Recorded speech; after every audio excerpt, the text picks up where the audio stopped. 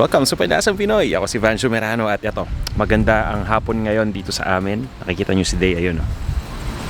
Hindi niya alam na kinukunan sa sipag magdilig ng mga halaman yan eh. Maghapon kasi yung oras ng pagdilig. Medyo malakas yung hangin kaya ayun yung mga paso nagtumbahan. Pero anyway, nandito ako sa labas para magpahangin at yun nga, nag-crave ako bigla sa bola-bola. Pero ibang klaseng bola-bola ang ating lulutuin ngayong araw na to dahil may halo itong gulay. At ang tawag dito ay Talong Bola Bola.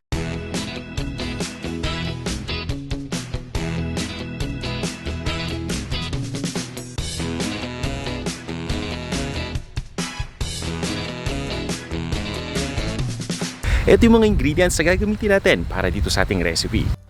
2 pirasong talong, ground pork o giniling na baboy.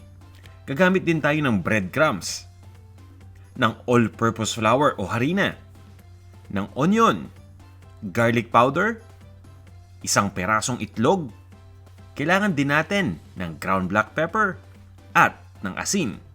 Bukod dito, gagamit tayo ng tubig at ng mantika. At eto naman yung kumpletong listahan ng mga ingredients na yan. Sinama na natin yung sukat ng bawat isa.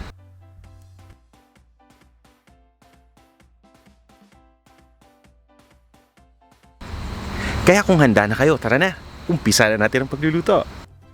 Kailangan nating pakuluan itong talong hanggang sa lumambot. Pero bago natin gawin yan, gagawa lang tayo ng 2 slit sa gilid ng talong. Kung baga hihiwaan lang natin o susugatan lang natin yung talong.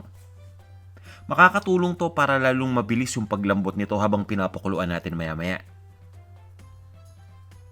Gagawin natin yung ginawa natin sa 2 pirasong talong.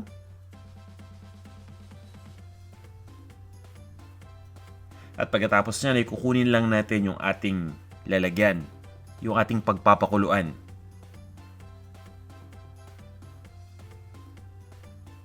Ito na ang ating pan. Ilagay lang natin yung talong. Basta siguraduhin natin na magkakasya yung talong sa lalagyan. At ito hindi kasya, so puputulin ko lang yung stem para magkasya yung talong.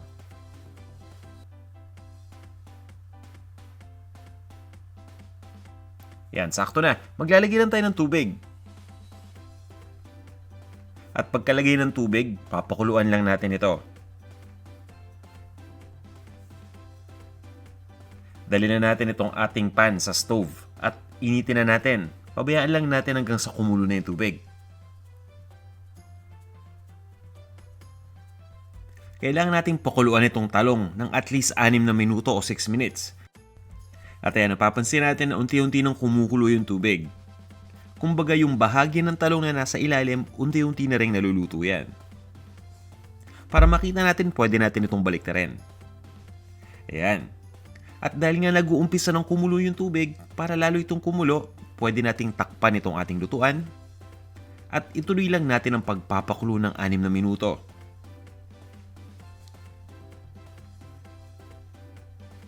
Makalipas ang 6 na minuto, tingnan na natin.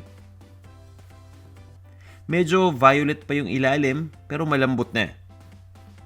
Ang importante dito, malambot na yung talong. Ready na to, tatanggalin lang natin dito sa lutuan. At ililipat lang natin ito sa isang malinis na plato.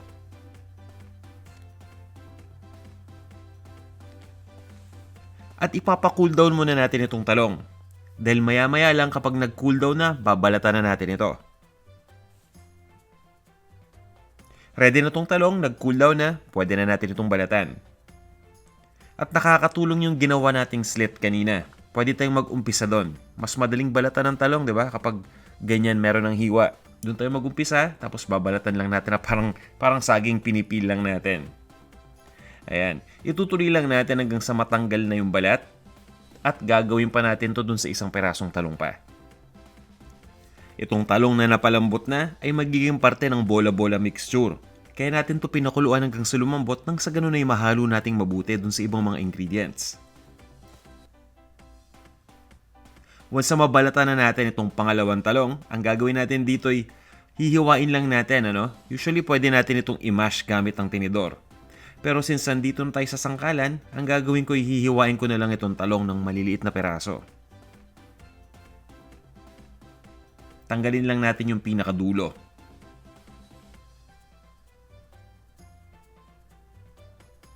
Yan, at islice lang natin ito.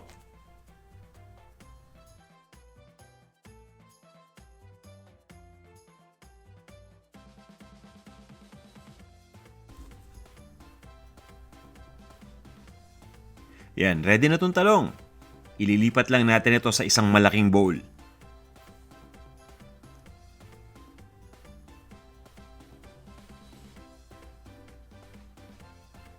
At ang susunod nating gagawin ay pagsasama-samahin na natin lahat ng mga ingredients ng bola-bola.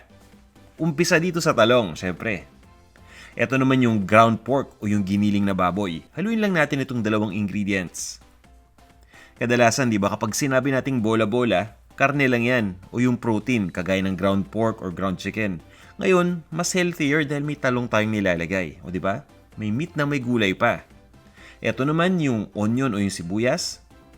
Ito yung garlic powder, ground black pepper, at syempre, ang asin. Simpleng-simple lang yung ating mga seasoning. Haluin lang natin mabuti. At maglalagay din tayo ng isang perasong itlog. Yan yung magsisilbing binder natin. Dahil kapag itong mga ingredients lang na to nilagay natin at walang itlog, hindi magkakapit yan. Kumbaga magbubuhagag yan o maghihiwala yan habang niluluto natin. Haluin lang nating mabuti. At medyo basa na yung mixture natin. Kaya kailangan nating gumamit ng harina o ng all-purpose flour. Unti-unti nating ilalagay yung harina habang hinahalo. Pwede rin kayong gumamit ng breadcrumbs dito kung ayaw ninyo ng harina.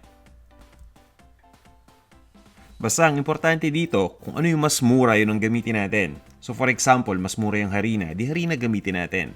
Kapag dyan sa lugar ninyo mas mura yung breadcrumbs, di breadcrumbs naman yung gamitin ninyo. Walang problema. Either harina o breadcrumbs, okay lang yan. Haluin lang natin mabuti. And at this point, ready na to. Saktong-sakto na yung consistency. Ito yung gusto natin. Gumagamit lang ako dito ng pang scoop para maging uniform yung size.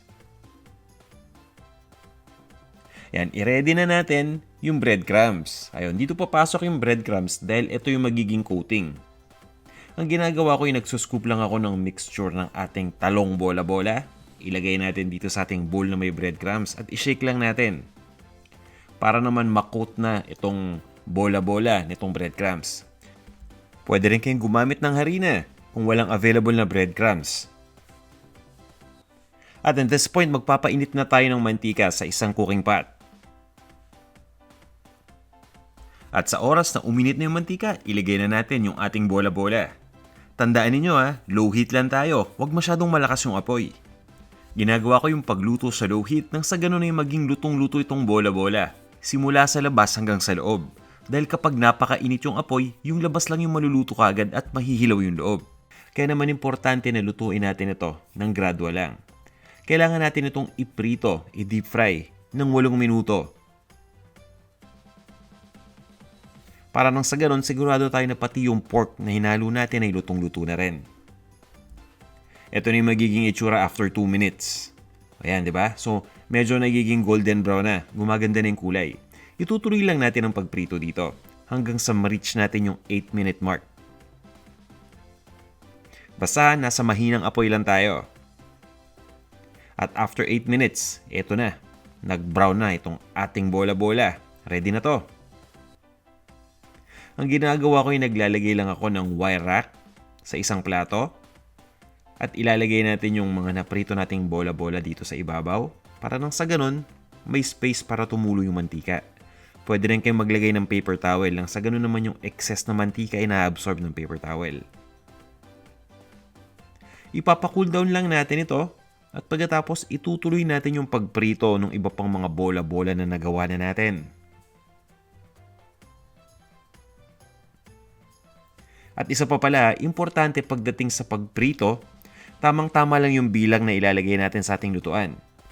Huwag nating siksikin dahil nakaka-apekto ito dun sa temperature ng mantika. So dating gawin ganun din, iluluto rin natin ito gamit ang mahinang apoy ng hanggang 8 minutes. Tanggalin lang natin ito dito sa ating lutuan. Ituloy lang natin yung same procedure hanggang sa maubos na yung mga bola-bola. At gagawa na tayo ng sausawan o ng dipping sauce nito. Nako, simpleng-simple lang yan. Pagdating sa sausawan, mayonnaise lang yan at banana ketchup. Paghahaluin lang natin sa isang bowl. O ganyan lang yan. Pagkalagay natin ng mayo, ilagay na natin yung ating banana ketchup. Ito yung Filipino banana ketchup, yung manamis-namis. Kung gusto ninyong maanghang, di gumamit kayo ng banana ketchup na maanghang. Haluin lang natin mabuti. At once na nahalo ng mabuti, ayusin na natin to. Ililipat na natin sa isang serving plate yung ating naprito na bola-bola at isama na natin itong sauce. At pagkatapos, iserve na natin.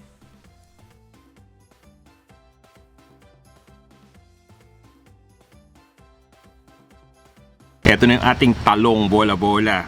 Tikman na muna natin ha. Sigurado ako masarap to at malutong na rin dahil ito. Hinahawakan ko pa lang malutong na eh.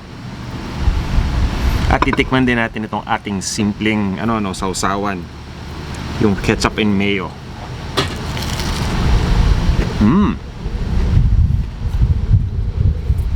Daw magdo-double dip ha. Yung ilalim ilalagay ko. Ayan, kita ninyo ha. Yun, ilalim lang.